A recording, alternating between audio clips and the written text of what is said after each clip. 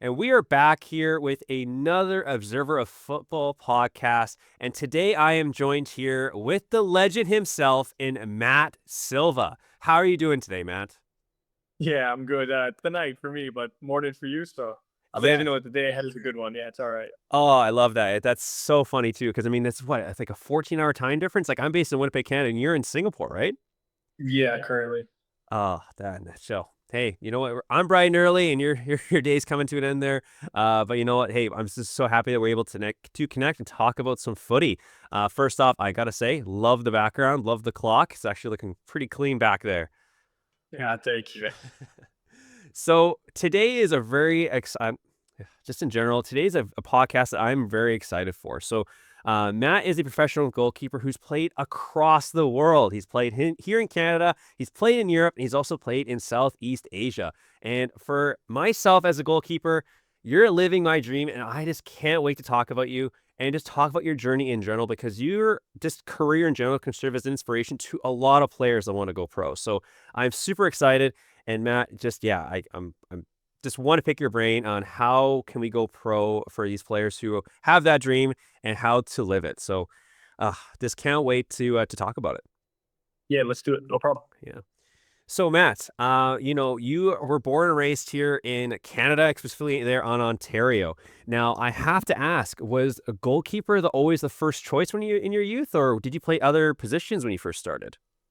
Yeah, I mean, like when you're playing growing up as a kid, like 3, 4, 5, 6 years old, everyone kind of rotates position sort of thing. And as it starts to become a bit more competitive and everything, you kind of fall into certain positions. If you're tall, usually a center back. If you're really fast, maybe you're on the wing or you're a striker, you're going to score a lot of goals because you're quick and stuff. Yeah, so I mean, I was kind of getting rotated around like everyone else. A funny story kind of about how I felt to be a goalkeeper was that, when I was younger, my dad was luckily my coach. But when I would get rotated into goalkeeper, and we're talking 4 or 5 years old, when I would concede a goal, I would cry. It was just normal. I wasn't happy. I would cry. I was get scored on, so I would cry. And my dad at the end was like, "I'm just get so embarrassed. Matt, come on, you can't be crying. It's just a game. Blah blah blah." So it got to the point where I was forbid to play goalkeeper because he didn't want his son crying every time a goal got scored. Yeah. So what ended up happening was, I guess because it was taken away from me, as then I went into elementary school and even high school then, yeah, I was playing at recess every single day in goal because I wasn't allowed to when I was playing youth soccer as my dad as my coach. So I started to become very good because 3 times a day I'm playing and playing and playing. And at one point, I don't know, maybe 6, 10 or 8 years old, I said to my dad, "Hey, listen, like I really want to play goalkeeper. I've been playing at school. I'm getting really good, and my sister is not too much older than me." She was like, "Yeah, Dad, I've seen him playing, and he's pretty good, whatever." So he says, "Okay, I'll give you one last chance. If you play and you get scored on, you cry. That's it, never again." Okay, no problem, no problem. Of course, the game goes on. I get scored on, and I have a vivid memory of looking over at the bench and my dad just giving him like a thumbs up, like, "Look, I'm not crying. It's okay." And I had a fantastic game. He was shocked, and he was a goalkeeper himself growing up, so I think quite proud also. And from that from that on, I think maybe 8 or 9 years old, I've been a goalkeeper ever since. So funny little story about basically being a baby, getting scored on, and then now turning it into my life and careers. Yeah, That's came a long way. That's honestly such an amazing story too, and it actually kind of reminds me too. I don't know if you ever played hockey growing up, but my family was big into hockey, and Okay. I used to go down easy and cry, and then you know how you get up. My dad used to be a coach too, and he'd come on the ice. He's like, "Get up! You're embarrassing me. I know you're not injured." And then people would start clapping, and that's why I did this. So I got the applause, and he's like, "If you do that one more time, I'm not playing anymore." And like, so it's kind of the same Yeah. thing there. But oh, I love that story, and I mean, hey, I mean, if especially when you give the thumb, if your dad gives you the thumbs up, oh, full circle moment there for you, I bet too. Yeah, yeah. Now I have to ask though, like, for myself, like when I started playing goalie, like diving and reflexes was always the one I practiced. For myself, when I went to go play with friends or just in training, it wasn't really much, talked about with the distribution and things like that. Um, what were you like when you first started out? What was like your strongest ability when you first started playing? I think he was decent all around athlete, luckily. So being able to like move around the goal and stuff like that was pretty good. But I had good reactions. So kind of pulling off staves I really had no business pulling off was a little bit of like my forte. And then yeah, I mean I kind of went through an era where as I'm growing up, goalkeepers were kicking the ball as far as they could, and it wasn't one of my strengths at all, to be honest. It was something that even I remember going maybe around 16, 17 years old, I still couldn't even kick the ball to half. It's just the way it was. I always had defenders and stuff around me that could kick the ball much farther and longer, and yeah, it's just something in my game that I didn't have to develop. I was developing crossing and command of the area and saves, different types. Um, so yeah, like then it kind of changed where then it was all about playing the ball short and everything. But then I obviously I still hadn't developed that skill either because I was just focused on trying to learn how to kick the ball long. So I kind of got caught in between these two different types of eras, and now it's a bit of mix of both. So yeah, I've been able to kind of pick both of those, and I've had no choice but to learn both of them, kind of progressing. But definitely wasn't my strong suit. It was definitely the just quick reactions and just being a little bit crazy and brave, honestly. So it kind of makes for a good goalkeeper. Oh, absolutely. I mean, that's like you have to be brave in the net, especially when you're diving for high balls, especially one-on-one opportunities. You have to have that that just that bravery in general to go in for those saves. But Is Matt, brave or crazy? I don't know. It's a fine line between the two of them. well, the general term is you have to be crazy to be a goalie. Yeah, So, yeah, and I mean, the one that comes to mind, if I'm talking about famous goalkeepers of all time, Oliver Kahn. I found that he was the craziest goalie I've ever seen play. yeah. I mean, honestly, I don't think it's ever failed. I think all of us are crazy, honestly. 100%. Now, Matt, I do have to ask though, did you follow like soccer or football growing up? Did you watch any pro teams at all? Like, who was your favorite team? Um, that's another like interesting one. Yeah, you're hitting some good questions because they're not like typical answers. No, not really. Like I did watch football and mainly when it was big tournaments, the Euro Cup, the World Cup, maybe like big finals. Growing up as a to two Portuguese parents, football was on TV, but not massively. My dad liked to watch football, but nothing special. He was into all sports, NFL as well, MLB, NHL, everything. So it wasn't like I was a football house only watching soccer, soccer, soccer. Um, and yeah, it wasn't something I was like growing up in love with. I just was good at playing soccer. I enjoyed it, and kind of that's what took me going forward.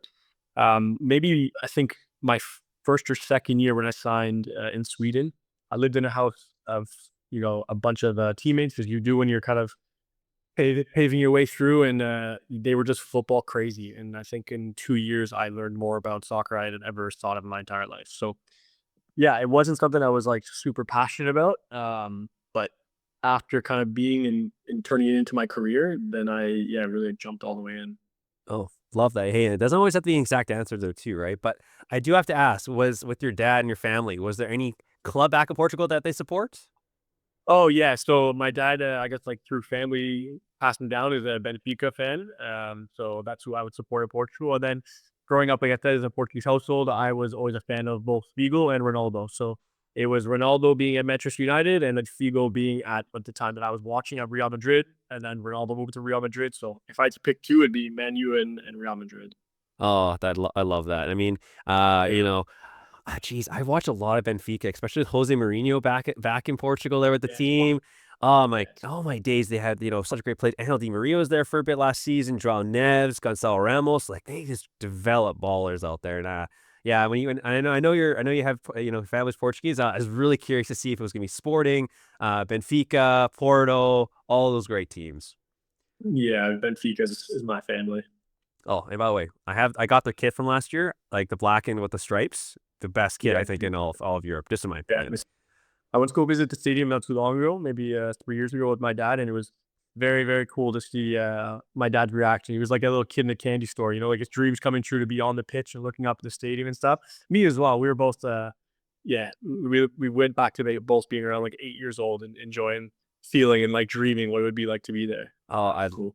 love that. I love that. I mean, geez, anything. I'm so want to go there. That's on my bucket list. I actually just was in England. I just watched a Manchester United Tottenham game out there. So Portugal's on the next on the list for sure when I go back out there. But Matt, I think that's really good kind of insight there because again, I always like to start kind of at the when in your youth, right? When you first get into the game, what's the origins of it? Obviously, family had a big influence, but I also have to ask this: was being a professional goalkeeper always the dream growing up, or was there other dreams that you had when you were going through your youth there?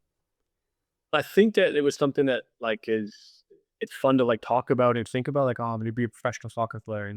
I think it was something like I would joke around about or kind of dream about, but not really think it was plausible, I guess, in a way. I guess like the pathway really wasn't ever there, right? And now luckily with the CPL, there's a good pathway, and with MLS, even the youth academies are good pathways. But um, not to sound like old, I guess, but during my time, like there was nothing really there. It was either you went to school in the US, got a scholarship, and hoped you went a pathway there, which is the route I went, or you luckily knew someone that had a contact to someone in Europe, and you went that route. So yeah, I went the school route, and then from there, kind of fell into this. But it was something I guess I dreamt about, but didn't really see as something that was really possible, I guess. So yeah, there wasn't anything else I would say. I'm just lucky to have done it. Yeah, and I mean that. Hey, that's something that again I just really wanted to hit home about too, because again, like we're gonna talk about it here just a little bit, but that journey to be like I'm gonna be fully committed to this dream is something I want to touch on more on. But I did also want to talk about like again, you play for again. Correct me if I'm saying this wrong. Lemoyne Dolphins, is that correct? Yeah. Lemoyne Lemoyne. Dolphins. Okay. Yeah. And yeah, I mean, like obviously you go through the youth level there in Canadian soccer and you get that opportunity to play in the States. Like, I mean, that must have been a Mhm. huge different adaptation for you, moving to a different country, and just being overall to play your game there. I'm just really interested to hear, like, when you first went to the US and played in that college system, was there any like big changes, especially on the field? You think you had to get used to? Anything you could kind of remember that was like, oh, wow, I'm in a different league now? Yeah, you're playing with guys like 5 years older than you. Like I played for a club called the Toronto Lynx. They were an academy that at the time I think was probably the top academy and definitely in Ontario. Maybe rivaling with Sigma would be the other one of just developing players and getting contracts all over the US and some pro contracts as well. The Toronto Lynx like main focus was getting players to get scholarships in the US. Like I said, there wasn't much of a pathway going to Europe. They had connections, but the main thing was you go there, you go to different scholarship tournaments and stuff in the US. You get found, you get a scholarship, get your schooling paid for, and there you go, and end after 4 years sort of thing. If you're lucky enough to play, then okay, good for you. But the main focus was scholarship. Yeah, and luckily enough, I was okay academically and athletically to get a scholarship there and go. And yeah, it was different. But honestly, I was lucky that just in upstate New York, it's not too far. Syracuse, 4 hours. Weather's the same, pitches were the same-ish, no accent really to have to get used to. They were used to Canadians, being there, so it wasn't too much of a change, but yeah, the just the level in regards to you're playing with guys who are like 5 years old and you're seasoned vets playing in at a decent level, so, yeah, it was a quick adjustment. Typically, the school that I went to would, redshirt their freshman goalkeeper, meaning just like you're signed, but you're just on the side, you can't play, so they give him a year to develop, and, I didn't have that time, so they just said, "Hey, we need a keeper now." We just kinda threw me to the deep end and saw what happened, and luckily did well, and yeah, the rest was history there, so Oh, I love that too. And I mean, I do have to ask though. I mean, as a goalkeeper myself, I don't really like playing. I see a lot in the U.S. Like a lot of the college teams play on like American football fields, like with the yard lines and stuff like that. I don't know. How do you feel about that? Because again, for me, I hate playing on those type of fields because I don't know. I just like the traditional football pitch, not the ones with the yard line and everything. Like, how do you find playing on those? yeah, it's tough. My school was big for lacrosse, so we had lacrosse aligned on the field. Luckily, we didn't have an American football team, so we didn't have all of like the yard lines. But even then, it's a bit confusing here and there. And of course, like yeah, you're saying as a goalkeeper, it kind of can mess with you a bit because you're trying to find the lines on the pitch as your markings, and especially you can only handle the ball, sorry, in the area. So there was once or twice that I was approaching to grab the ball with my hands and look down and go, "Oh no, this is the wrong line." And you have to let go and causes a bit of chaos. But yeah, it's just something you get used to. You manage it. You try to use it to your advantage if you can. Different markings on the field, different positional cues and stuff. It is what it is. They have to deal with it too. The other team. So yeah, just hand to deal with it. And I just wanted to get your opinion because again, not everyone thinks about that. Like again, as goalkeepers, you got to think of your positioning awareness on the pitch, right? Especially when you're in the box. So that's something I really want to get your opinion on. And yeah, obviously, when you're playing on that, you just have to be aware of your surroundings and you adapt to it. So good to Yeah. know. Now one last thing I wanted to talk about your time in the US is just like, is there any like kind of fond memories, any funny stories that like really kind of stands out to you just about your time in college? Uh, I mean, college in the US is exactly what you see. It is all TV and all the fun and stuff and all the movies. it's a good time. You make a lot of good friends, and I just think I'm just lucky now to have friends kind of scattered all across the U.S. that I feel I've made like really good connections with. I've had some of them come visit me here in the Philippines. I had one that stayed with me for 2, 3 months last year. Met one in Portugal and Spain. Um, yeah, so I think overall, it was just a good experience to meet tons of different types of people that are now scattered all over the world and have kind of made connections that'll last at least this far into my life. So yeah. Oh, awesome. Well, and I mean, and again, you were there from 2010 to 2013, I believe. And let me guess. I'm gonna guess your major. I'm gonna say I feel like you're in commerce or business. What am I right? Am I close? Yeah, I got a double major in business analytics and business finance. Yes, I was close. Yes. Okay. Awesome. Hey, well, that okay. I'm glad that we were able to touch on your time there in the U.S. And that's honestly, I feel like it was must have been a really good experience for you to help develop your game. Yeah, But you complete your time there in the U.S. You come back home, and I mean, obviously, you played as you mentioned with Toronto Lynx in the Premier Division, like the Development League there. And again, that whole dream of I want to go professional, right? That's the main goal. And I know just from I've heard from other podcasts you've done as well that you were also when you kind of came back, you were working a 9 to 5 job there for a bit, correct? yeah. I mean, I took a year off after high school. And then after that, I went to college. So even in that time, I was starting to work at like a metal factory. We do like high end metal welding, fabricating for custom homes, high end businesses, banks, stuff like that. It was something that my mom's father did. He was a welder, and he was like a master welder. He had some pieces in downtown Toronto as art pieces, and yeah, just something that at the time I guess I was interested in. I needed to make some money while I was trying to figure out what to do after high school. So yeah, I found a company that I really fell in love with. The boss there is a big mentor of mine, a big supporter of mine, helped me throughout my career. Yeah, in many ways. So there's somewhere I was kind of went back during the summers, during the Christmas breaks, so I could have a bit of cash on me as well. And yeah, he was very like pivotal in helping me and to get to this like point in my career. So very thankful for that. Oh, and that's great too. I mean, if you think about those stories too, like I mean, I've heard like, Jimmy Vardy is obviously a big one that's, worked in a factory before he kind of went to become a professional player. I mean, I'm a big fan of the Serie A. I'm a Juve fan, by the way. My favorite goalkeeper of all Okay. time is Buffon, and they have a defender right now. His name's Federico Gatti, and he was a bricklayer before he Okay. got Yeah. to where he is. But no, I think that's something that like I'm just really interested to see too, because I mean, obviously, you kind of have that job, during certain periods of the year, and you're also balancing that out with trying to train to get to become a professional goalkeeper, right? Um, Yeah. Yeah. how do you balance those two? Like, I mean, obviously, you've had this. You're very disciplined. I know that from just listening as to podcasts about you and just kind of getting to learn about your journey. But how do you, as an individual, balance those two? Uh, a lot of support from like family and friends and them like believing in you. But yeah, I guess just stubborn kind of honestly. Um, I think I feel guilty in myself if an opportunity comes up and I'm not ready. And it's happened in the past where maybe you think, something's not going to come. I'm just going to maybe start to eat a little poorly or go out with my friends and stay out a bit later or just not train as hard, whatever it is. And then just that week still happens that you decided to just slack. Boom, phone rings. Hey, Matt, can you come for a trial? And you're like, oh my God. Then you're panicking to be ready. I kind of always felt that like, yeah, like you could be lucky, but you also got to be ready too.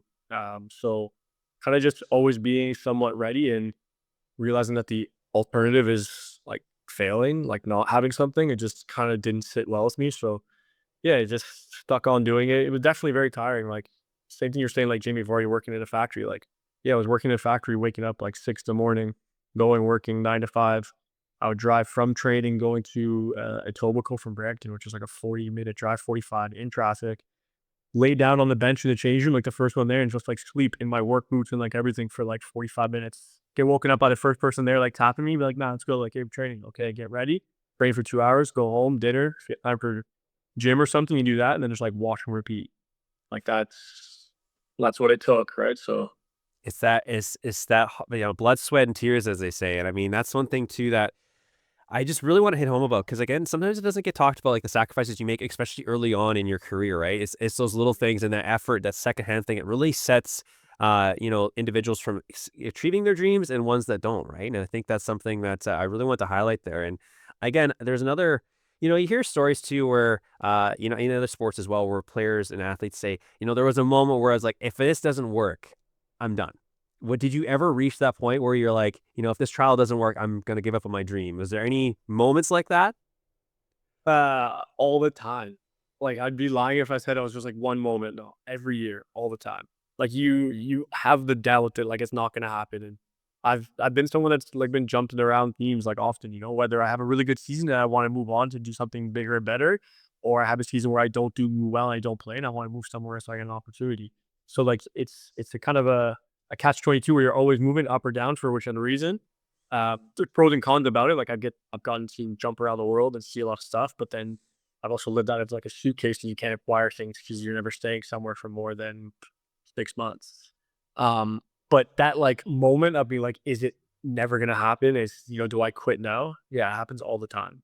But it's like the you versus you kind of mentality. You're like I'm human. That thought comes. Like I'm a firm believer that like you're allowed to dwell. If you don't, then you're just lying to yourself, but, like, you're allowed to dwell and, like, allowed to think negative thoughts, but it's just a matter of how fast you can get rid of them and how fast you can turn that into fuel or just yeah, just turn the page and move on. So, yeah, I've been lucky enough to kind of have those moments. Again, like, you have a support system that knows how you work or knows that you go through those highs and lows, and, like, say, for example, my wife's been with me and seen me go through those highs and lows all the time, and she knows the cycle of oh, yeah, and then a bit of a rut, okay, and then, she can help out and yeah, it's not always, like, fun, but, as of right now, I've just kind of like I said at the beginning, you're just stubborn, you just gotta just stay stubborn and just keep thinking it's gonna happen, even when it seems really bleak and seems like it's not gonna happen. Just seems to happen. If you just keep going and keep being ready, it's yeah, it'll come from somewhere. You just gotta believe it.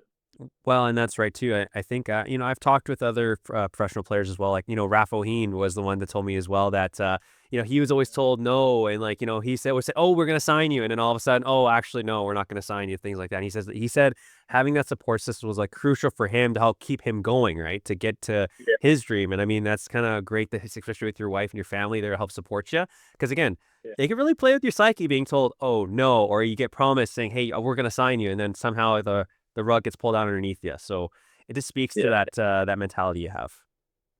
Yeah, definitely. Raph's such a good guy too, and I know his story, right? I played with him for 2 years in Winnipeg, so he's come from a lot, and I'm glad to see him doing well. Absolutely too. And he's there's been some rumors that he about his next career path. I obviously hasn't announced it yet, but he's a friend of the show, so definitely rooting for him wherever he goes. So Yes. definitely excited to see for that as well. So yeah, Matt, we talk about the just that time. Okay, so you after university, you're now training to try and go pro. So you get your first contract, and if I'm correct me if I'm wrong, but your first professional contract you got over was in the Philippines. Is that correct? Yes. So can you just kind of take me through that? Like, I mean, you're playing in Canada, you play in North America, and then you get this opportunity to go across the pond. Like, can you just walk me through how did this opportunity come about?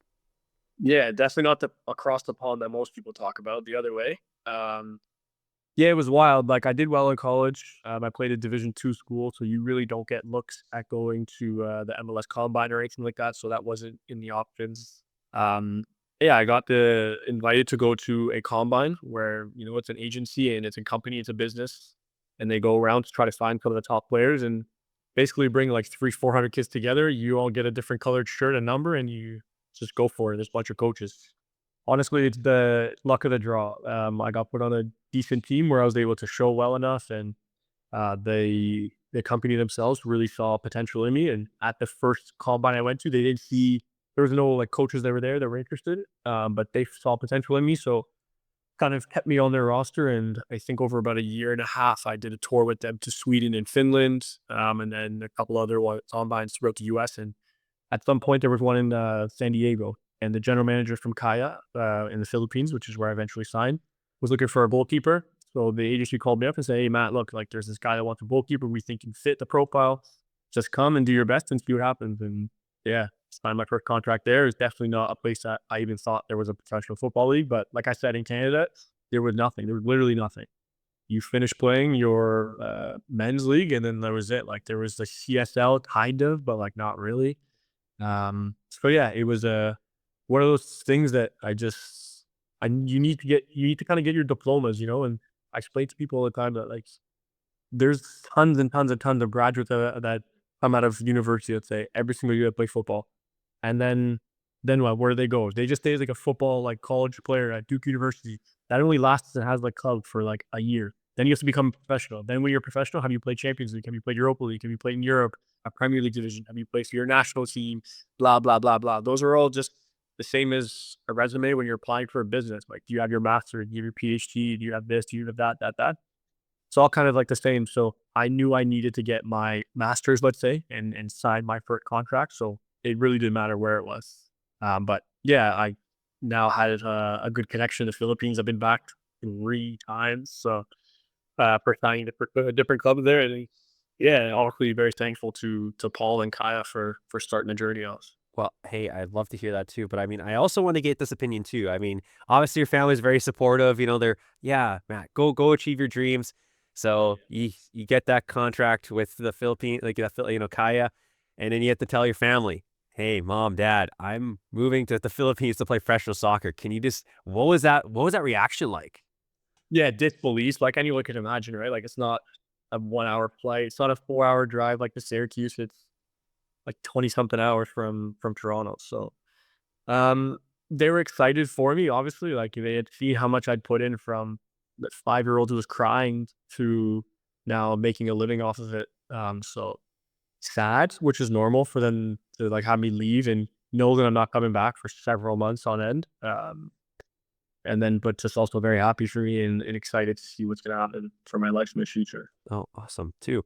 So, and I know that obviously there's obviously going to be adaptations going moving to a different country. Obviously get to adapt to the culture and things like that. But you first get into that room, like, can you kind of tell me like how did that locker room look like when you first got there? How did you kind of get in there, introduce yourself, and get amongst the team? Uh, yeah, I mean, like, teams are usually locker rooms are fun places, so it's pretty easy to like let loose and be fun. And they're like a noble bar place. Like, people are very candid, people are very funny, outgoing. Like, it's a yeah, locker rooms and like sports locker rooms are very funny. So the people around, there's always going to be like a jovial type person. There's always going to be someone that's a bit more serious and wants to like talk to you and go for their coffee and then ask how the family is.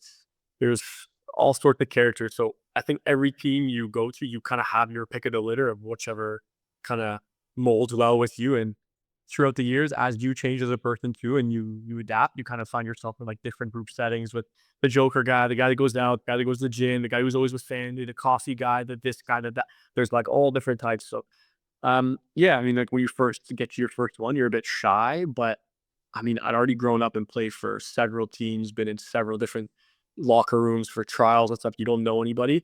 You kind of just know who you are, and then you just take it from there. And that's a really quite sidebar as well. How would you describe your personality in the locker room? Are you the Joker guy? Are you the music guy? The coffee Definitely drinker? not the music, no. I'm definitely not the music guy. I'm definitely not the lead Joker guy. I don't know, pretty just neutral in the middle. If I'm in a good mood and I'm joking around, then yeah, I'm in it. If I'm not in a good mood or not necessarily a good mood, if I'm just in a quiet mood, I'm just to myself and doing prehab and stuff and quiet. It's I don't know. I'm up and down. I'm here and there. I don't think I'm one like specific thing. Definitely not the music guy. I listen to whatever. I throw a playlist on and go from it. I listen to podcasts sometimes, like as I'm working out or if I'm doing like prehab and stuff, like pregame. Like, it doesn't bother me. Okay. Well, I love that too. I mean, obviously you're a leader, so I was really kind of curious to see if if it's been consistent or it's been changes over the years. So Yeah, I mean, leadership stuff. That's for me. That's on the pitch. The in the change room thing. It's sure when it's game day, when it's housekeeping stuff. If the change room a mess or people are coming late or stuff like that. Like, being responsible and like, yeah, and keeping things orderly. Yeah, I don't mind doing that, and I think it's important. I think it translates onto the field. On the field, yeah, I'm a different person. I think that's why kind of in the change room, I try not to be like too much too extra, because on the field I am a lot extra. And yeah, I try to like make my presence known. And yeah, it's a switch that flips. So yeah, it's leadership kind of comes with, I think, being a goalkeeper. Some people just take it a bit more seriously, maybe. well, people also say that the goalkeepers are the quarterback of the on the field because you get to see Yeah, everything. So yeah. so that's another question too I have as well. So I mean, you go to the Philippines. What, you never heard of this league before? I mean, personally, like I never really heard of the Philippines league before either. And hey, credit to them; they must have some ballers out there for sure. Was what was the major difference between North American soccer to the Philippines professional league? There was there anything like you kind of noticed? Like, I mean, obviously the heat, I mean, possibly was a thing to deal with out there. I bet as well. Yeah, the heat and humidity was a joke, and the pollution and everything, like, it was terrible.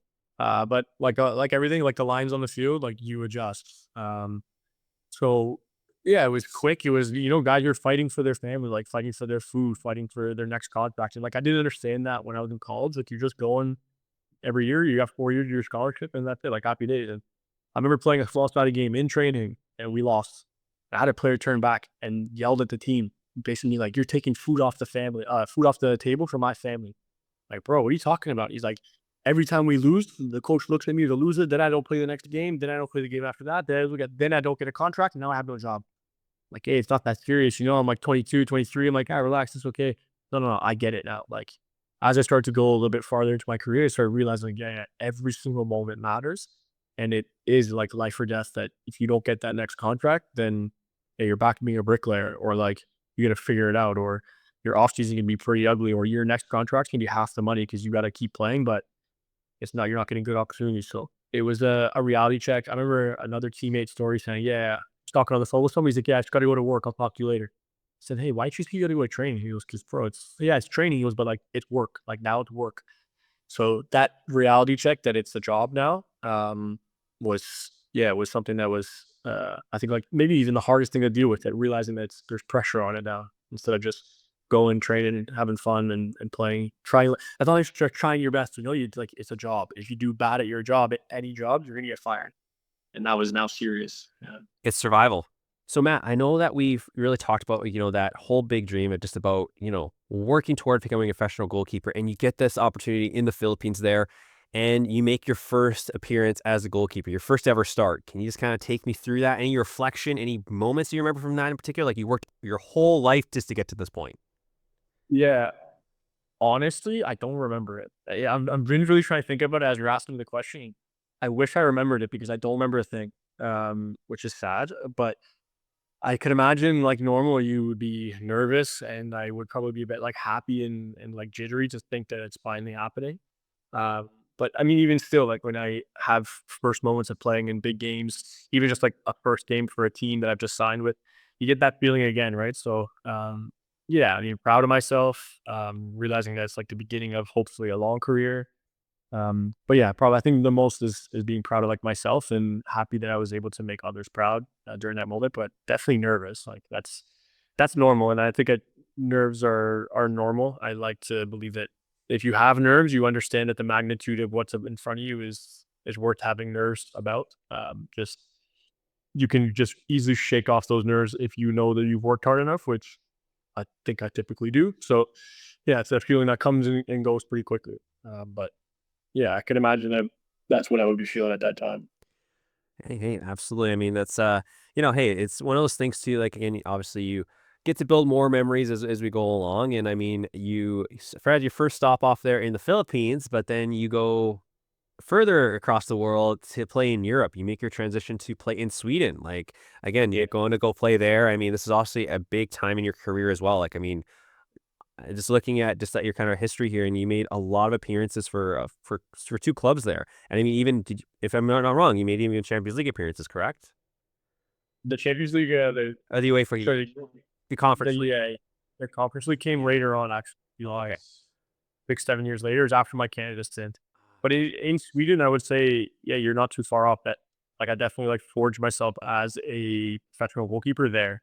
I think within 3 years, I put 100 games or so. Probably 60, 70 with the team Buden, and then another 20, 30 in a season with your student. And yeah, that's where I kind of was finally given like a chance to be the number one outright, no questions asked, and just day in, day out, play games, train. I was a professional setup. The team that was in the past, they're a very old club. I think I was there for like their 100-year anniversary, maybe even 150, if I'm not mistaken. So they had a really big history behind them, good fans, everything. Yeah, it was a place that I'm definitely grateful for, and gave me the platform to continue, like to just be confident in myself, make mistakes, learn what I'm good at, what I'm bad at. be a leader, everything. So yeah, that time in Sweden, especially at Boden, for the 2 years was massive for me. Now, and I also really kind of curious too, because like I mean, obviously you played through many different teams and things like that, growing through the years. And I mean, when you're playing in the Philippines and you're playing in Sweden, in that, and even come back to Canada, like when you're working with your goalkeeper coaches, was there any like piece of advice or any like thing, just any type of feedback that you were given that was like a game changer for you that you were given from coaches, just in general? Anything that comes off the top of your head? Hmm. That's a good question. I don't know if there'd be one thing that like I kind of stick with.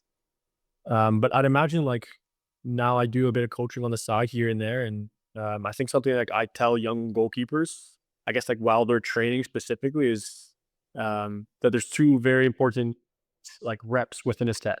So if you're doing, a volley, catch, whatever. For me, there's two very important moments. One, the next set after you make a mistake. So the next rep after you make a mistake, you drop the ball. That next one is very, very important because it translates to the game. You make a mistake, the next thing you do is the most important thing you do. How do you react? And if you make another mistake, it's not two mistakes, it's one mistake. It's your most recent mistake. And then how do you react on the next one? So I think I've probably picked that up throughout the years of listening to other goalkeeper coaches. And the last thing, the next thing I tell them is the last rep is also your most important one because the first one's easy. Yeah, you're fresh, no problem. So is the second one. Yeah, you just did it perfectly, perfect. The last one, when you're tired, when you're mentally fatigued, when you're thinking about resting and all of that, that's hard too. So after mistake and at the end, and I think that that translates to a 90-minute game for a goalkeeper. After mistake and near the end, that's when games are won and lost. Absolutely. I mean, that's where, I mean, even for myself and playing sports in general, and even hear professional athletes say the actual training doesn't really start until you're at that kind of point where you're exhausted, right? Because during games, you're going to be tired. And it's how you perform when you're tired that can really make the difference between getting to that next level. So that's really great Yeah. advice. And I feel like that's one that, I think that our listeners here could really take away from that because, again, I think sometimes those attention to details get overlooked at times. Yeah, it's that one's out now more so like an attention to detail in regards to like a physical thing, like moving your hand or like, we're goalkeepers, right? Like a specific W shape. It's more so just like all mentality. It's all mentality. And I mean, I'm sure being a goalkeeper yourself and a sportsman, like that's 99% of it, honestly. 100%, 100%. Now, Matt, so you played in Sweden. So, I mean, you obviously, really developed your game there. You got to experience some pretty cold weather. I mean, probably back home, but I mean, I Yeah. kind of talked about it wasn't really, I mean, we had MLS, but we didn't really have a league that was in Canada, right? And I mean, the Canadian Premier League then, gets announced for its inaugural season. And can you kind of take me back? Like, I mean, you're doing really well in Sweden, you're playing well in Europe, and then this opportunity comes up. Like, why the move back to Canada? Yeah, I remember the phone call actually. The goalkeeper coach at York was Camilo Benzi. I'd done some goalkeeper coaching with him on my visits back for Christmas break and stuff. So we'd known each other for a long time, and I'd done some training with him in the past as well. So he's a good part of my journey while I was going back and forth to Sweden. Yeah, he gave me a call and said, "Hey Matt, listen, this is what's happening. I really want you to be my goalkeeper." So yeah, I was really excited. It's been 4 years, or yeah, about 4 years away from home, in the Philippines and then Sweden for 3. 4 years prior to that being in university in the States. So it's 8 years already that I've been away from home. My sister had kids, my parents were getting older, or I hadn't seen my friends and XYZ. So yeah, it was a really cool opportunity to go back home and to finally be able to give back, I guess, and be in a league that I wish I had was something really cool and it sounded something like I wanted to kind of spearhead and be a part of. So yeah, it was very, very, very exciting. Definitely though, I think like what you're alluding to is it was hard to weigh up because yeah, I was doing okay in Sweden and I was looking to move up the ranks to the higher divisions in Sweden. I did a few trials as well, with some offers and stuff, but in the end, the opportunity to go and play for not my hometown, like I'm not Brampton, but at least it's close enough in York region is yeah, it was something I didn't want to pass up, and I'm grateful that I did. It didn't work out the best for me, but I'm so grateful that I was there for that. Absolutely, and I mean, this kind of reason I kind of also asked too is because like before you get to York Nine, now I think they're called Inter Toronto, I believe is what they're called. Yeah, Yeah, yeah. they got through a couple name changes, but did any of your family come watch your games in the Philippines or in Sweden during that time? Philippines, no, and I don't blame them. Uh, Sweden, I had my godmother came to visit the last year I was there. I think that's it. And then my now wife was there in my 3rd year in Sweden, so she came live with me for that last year in Sweden. We're in the south, just like an hour or so outside of Malmo. It was a really beautiful place. So she was with me there, and then she's a hockey person. You know, she grew up in Canada as well, playing hockey, hated soccer, and now she watches it all the time and understands what offside is and everything. So now she's a big number one fan. But yeah, so she was there supporting me and part of the journey. And it was definitely big to go back home to be able to have my dad watching mom and sister and kids and all that stuff.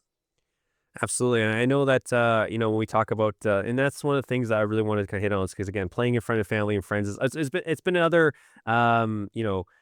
things I've heard as well from, like, other players. Like, I had Andy Baccaro on the podcast, and he was talking about how, he wanted his mom to come see him play in professionally. Same thing with Matteo Di Brienne, like, and Rafa Hin, like, they it's all those type of things where they wanna have their family members there to watch their games, right? Especially as a professional, you work your whole life to get to that point. Yeah, yeah. Yeah, if it's something, like, extra special, honestly, I mean, for me at least, once the game gets going, like, you don't even remember it, like, you're just kinda in it. Luckily, as a goalkeeper, you kinda have, like, down times where you can kinda have a glance over at the stands and see where your parents are sitting or your wife or whatever. Uh, but, yeah, I mean, I think before the game, it's, like, really nice to have them excited and excited for the game, and then once the game happens, you're kinda just you're in the zone, you're not thinking about it. And then regardless of the result, obviously you wanna win, but after, it's always nice to have them there and take photos and see how happy and proud they are, so, yeah, those moments are nice. Absolutely. Now, Matt, I do have to say so myself. I mean, still am a big Valor supporter. I'm hoping, fingers crossed, that they'll come back. Hopefully, one day we'll see. God. But I think the one big thing is like, especially with it's been a couple months now since then. But I mean, obviously, you played for the club, made appearances. When you make that journey to Winnipeg, any fond memories or just any kind of recollection on your time with the club at all? I think the listeners would be very interested to hear. Yeah, I love my time with Winnipeg. It was an interesting one. I had, like I mentioned, not the best, run with York. I got injured early in the season. We picked up Nate Ingham and did extremely well. The rest is history, and that's the life of being a goalkeeper. It is what it is. I had spoken to Rob Gale prior to signing to York, about a day or two before. He was interested. And I think there was like a rule with rights based on the players where they were in the region. The York had the first rights on me, and it was quick. I wanted to stay close to home anyways, but spoke to him briefly. So when the opportunity came back again, he's like, "Yeah, man, of course we want you here, so let's do it." It was during COVID time ish. I just bought a puppy with my wife, and we drove from Brampton over to Winnipeg, and it was a mess. Not a mess. It was just a long, long drive, and it was beautiful to see Northern Ontario or go through it. It was a long one. Uh, but yeah, that was probably some of the most fun was driving through with our new dog. And that season ended up being a bubble, right? So we went to PEI, some really fun times in the hotel with the guys. Like man, I don't have enough time for the stories and probably can't say half of them anyways. But it was, yeah, a really, really good time. Signing back again was nice because I knew the people there and they trusted for me to come back again. Even though the COVID season was 6 or 7 games, we had a MLS keeper on loan. He played all the games. The club were like, you know what, it's okay, Matt. Like we still trust you. We want you to come back for the next season, be with us. Because they knew what I was, even though I didn't play any games for them that season, which was a nice bout for me, about your confidence. So yeah, I mean, my whole time there was wonderful. Off the pitch, on the pitch, I got engaged there. We had a lot of friends come visit. I got to play finally like a good run of games, or so maybe close to 10 games. I probably one of my best games ever playing Forge in the CONCACAF Cup. My dad and my uncle came to watch. So yeah, like overall, my time in Valor was another probably highlight in my career as well. It was wonderful to be here. Oh, and great to hear that as well. I mean, that's something too. I think one of the big things I'm trying to do here is like also being from Winnipeg. I have a bias, obviously, toward my hometown, but I mean, it's also good to highlight like the positive stories from it. And I gotta tell you, we're talking with former Valor players. I keep hearing about this bubble. Like every time I ask the players, like Andy, Raf, Mateo, it's always like they always smile. So I like what happened at these in these hotels, man. Like I gotta like, is there any little story you could tell me? Yeah, there's a funny one. I hope they told you the same story too. So we would play Uno every day, right? And the thing is, you gotta remember too, is we were doing really well in the bubble. Like Winnipeg the year prior, I think didn't have a great season. When we were in the bubble, not the one PEI, the one that was like first bubble for like the first half of the season. It was in Winnipeg. So it's kind of weird because we were leaving our apartments and homes like 10 minutes down the road to go stay in a hotel, but like we get it, right? So we're there. We had like a just a really good group of guys. We were winning, so spirits were high. Uh, and the way we had like our tables set up was like all like in a big square, so everyone's kind of like looking at each other, and it's like a nice like round table sort of setup. Um, and yeah, the guys would play Uno every day, for ice cream, for McDonald's, for whatever it is, right? And one time, I think it was maybe a lunchtime, the guys played Uno, and the loser had to buy, I think, like KFC, like chicken tenders or something like that. So whatever it was, that was the bet, and they bought them. They came Uber Eats, whatever it is, and I think that someone had left already, so their portion was left there in the lunchroom. So like, hey, it's there, whatever. Get it when you're ready. Come dinner time, guy goes to get his tenders. They're gone. And this mystery became the biggest thing ever. It was like we had a whole court case. We had Austin Ricci being the main lawyer of the play. Oh man, it was a whole thing, a whole thing. We had the coaches in, we had evidence, we had people coming in giving their speeches. It was yeah, it was quite a time. We're just honestly, we're like a bunch of men just acting like little boys for however long, 4 weeks in there. We were winning, spirits were high, we're having a good time. Just I'm making fun out of anything. So that was like a little thing. If you got any of those Valor boys about who took the chicken ticket, like the chicken tender from the Uno game, I'm sure they'll give you a nice little smile. I've heard little bits and pieces about that, to be honest, but I do have to ask though, did we find out who the culprit was? Are you allowed to say who No, did it? no, no, no. Still no, still no. Man, I wish I was there in that court case there to see the evidence and all that stuff. Oh, must have been such a fun time. Yeah, the coaches thought we were crazy, but honestly, they were just happy we were having a good time. We weren't missing being away from family and stuff, and we were winning. So I think at that point we could have done anything. 100%. I mean, that again, I've seen other professional clubs, like again that cohesiveness and that team bond together obviously is really important. I mean, you hear other clubs like Benfica. I know one of their group philosophies is spending a lot of time together as a team, and you can kind of see that how that could reflect on the pitch. And that's one thing too that like when I talked to Raf to Andy, they always said like that time together really kind of helped the team gel and help work improve the performances on the pitch. And I mean that's something that maybe it's something that you could see maybe more teams can incorporate because again having that team cohesion could go a long way to performances on the pitch. This is what Right. I've heard. Especially, yeah, especially at the beginning of the year, right? Like you're having a bunch of new people come in. Typically, the turnover at Ballard that year was probably like 10, 11 people, maybe more. So you kind of had no choice but to get used to the people. And we would do like quizzes and stuff. Like I'm sure you know Sam, the media guy.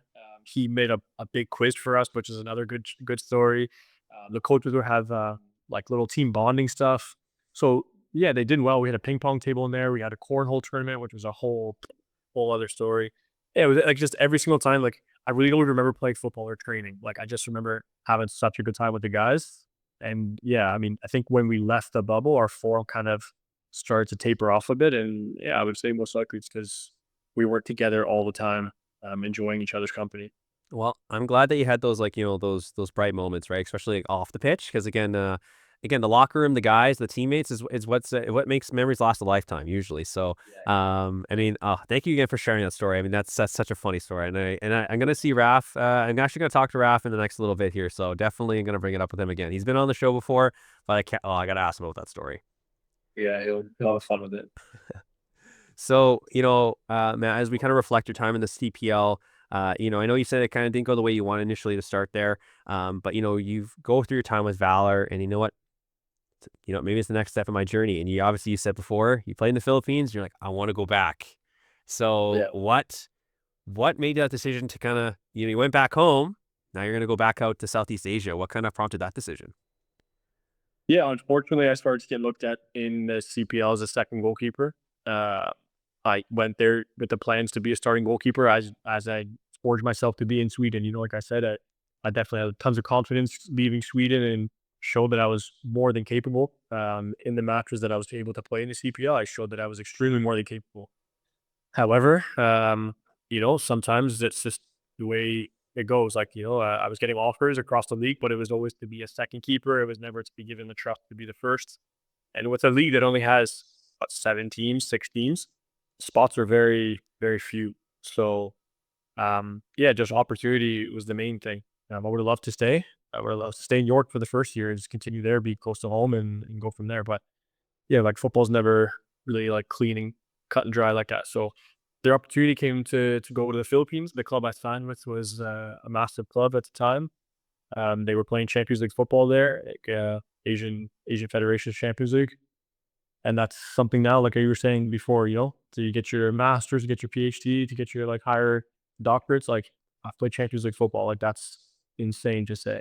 I understand it's not European Champions League, but like never in a million years crying 5-year-old has any business going to play Champions League in Asia, playing against some like the biggest teams across the Southeast Asia. So yeah, it's opportunity came up, and I definitely jumped on as fast as possible.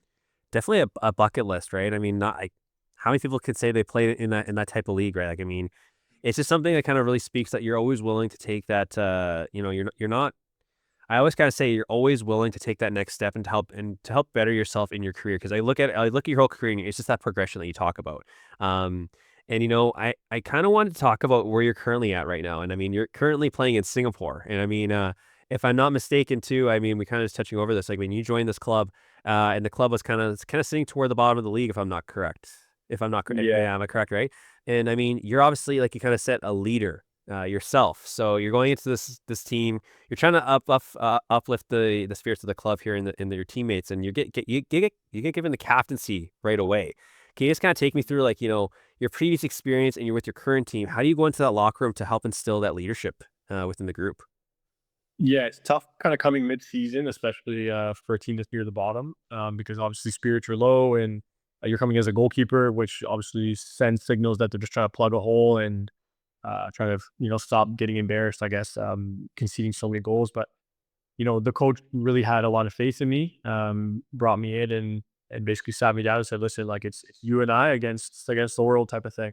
So if you give me everything, I'll give you everything, and let's go from there." So yeah, I really started to thrive off the confidence that he gave me. I just wanted to, kind of lead by example, and I trained trained my balls off. Like I wanted to let the guys know that I was here to help them. I was here to help myself also. And together we can just try to get ourselves out of this rut to not, just I think the main thing was to not get embarrassed. I'd seen, and you see all the comments, you'd see the scores and everything, and you could see the way other teams would approach playing our team, and it was very disrespectful. So I wanted at least the end of the season to have teams look at us and not see the schedule. Play 10 per hour, but this is an easy one. No, no, no. You're gonna get a fight, and you're not gonna like it. You're gonna have to try. You're gonna have to play your whole starting 11. You're gonna have to play, your main guys, and you're not gonna enjoy it. Whether you win or not, it's gonna be a tough one. So yeah, that kind of started to get instilled very early, and yeah, with some good results at the beginning, it kind of just didn't take off from there. We had little ruts here and there, but I think overall that first 6 months that I was here last year, which was the tail end of their season, ended up being quite well. So was able to re-sign again, and yeah, happy to be here again. Yeah, to help whenever needed.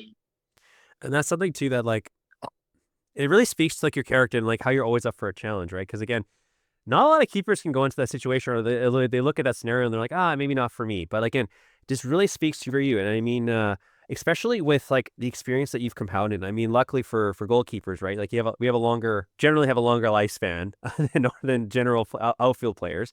But I mean, I feel like you're really starting to hit like do you really like, you're really starting to show like that composure, that like that experience in game, in the locker room, and then with the all experience you combine. I feel like you're really hitting your stride. And I think the sky's the limit here for you. And I'm really excited where you can take this club because with a leader like yourself, I really do think it's the sky's the limit.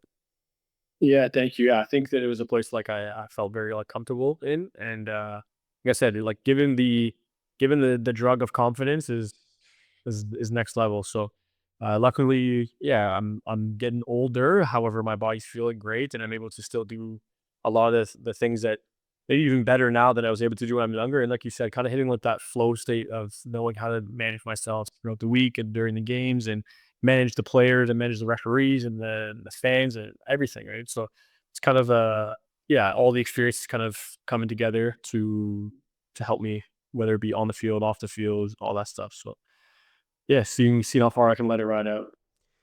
And that's absolutely correct. And I'm just going to be so excited to watch your journey as it keeps progressing. Again, hey, I still think you got obviously a lot left in the tank in your career, and I'm also going to be a big fan of where you're going to go and how your performances are. I love watching the highlights from Matt Silva. But Matt, I did have to ask this. I mean, one of my best friends is from Singapore. Shout out to Sandy, by the way. Um, Oh, but you know, go to Singapore for the first time. Like, was there any like kind of like misconceptions? Anything kind of surprised you about moving to the country for the first time?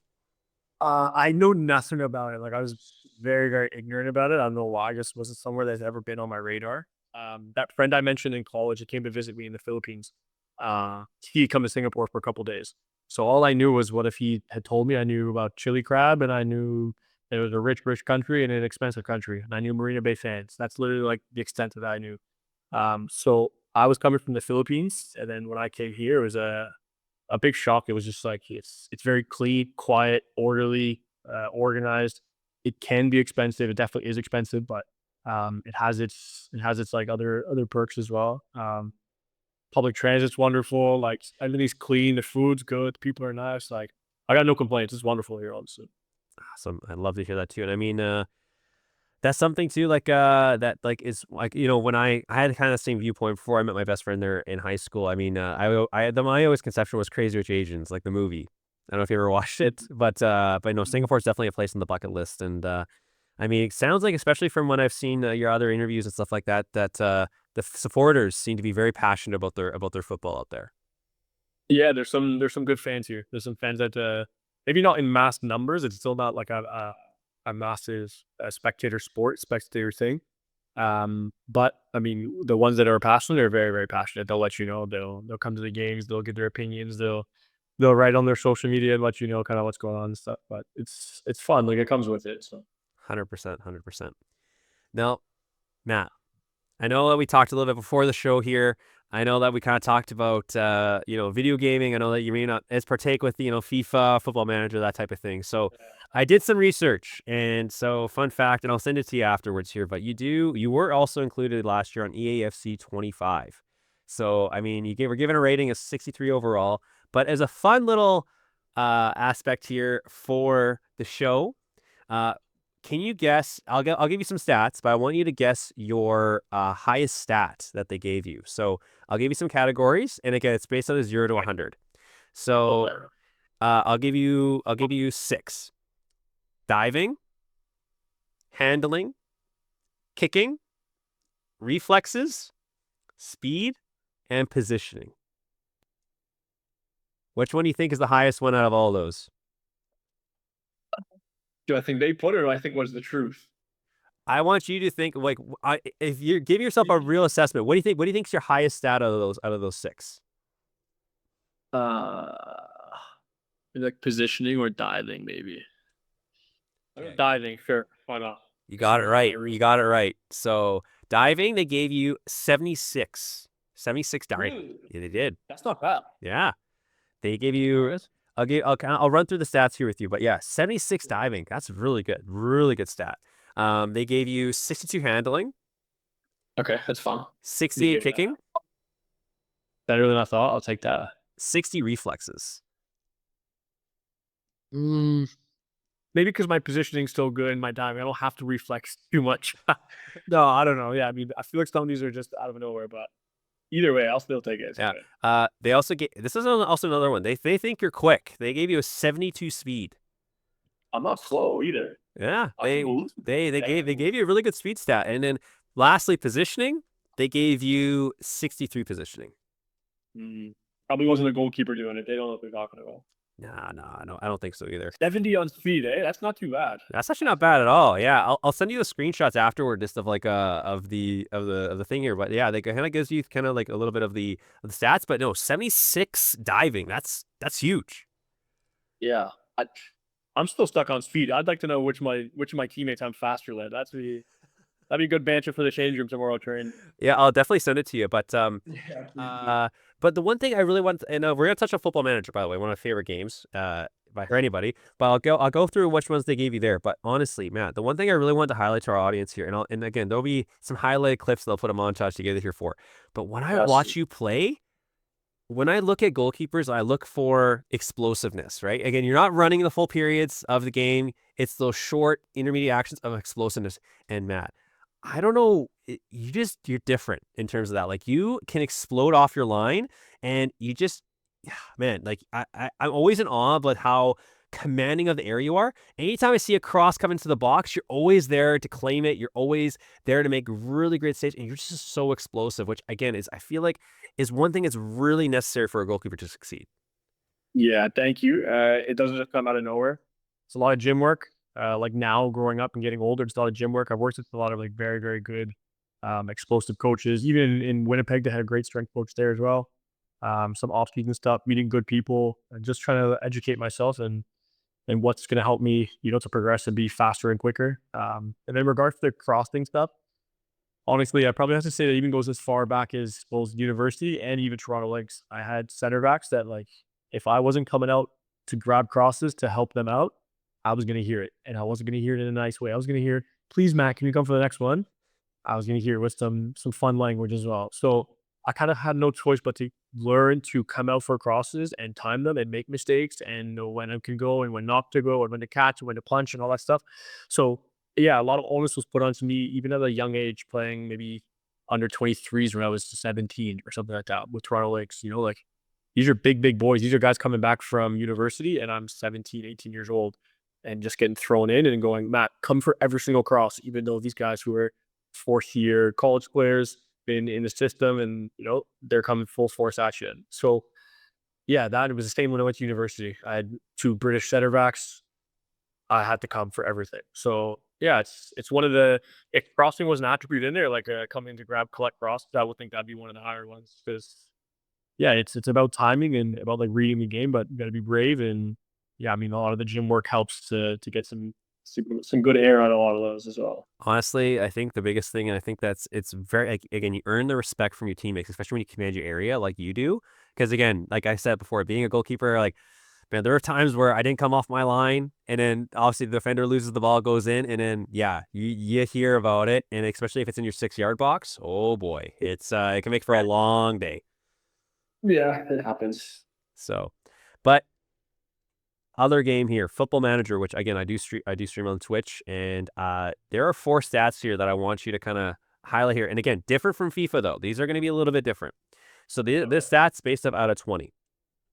So Okay. in Football Manager 26, again, this could be a little bit different because again, the attributes are given from like the scout that's scouting you. But Okay. you mentioned this ability before, and I want you to guess. I want you to guess this one. They gave you a 17 out of 20 for this, and it's a mental attribute. It's a mental attribute. Yeah, so it means like it's a Okay. mentality, and you kind of mentioned it about being a goalkeeper. Like It's what's like what's is leadership one of the attributes. that Like is, leadership. but it is, but it's not your top one. You talked about it earlier in the podcast about what is kind of needed from a goalkeeper to be successful. You can't be hesitant.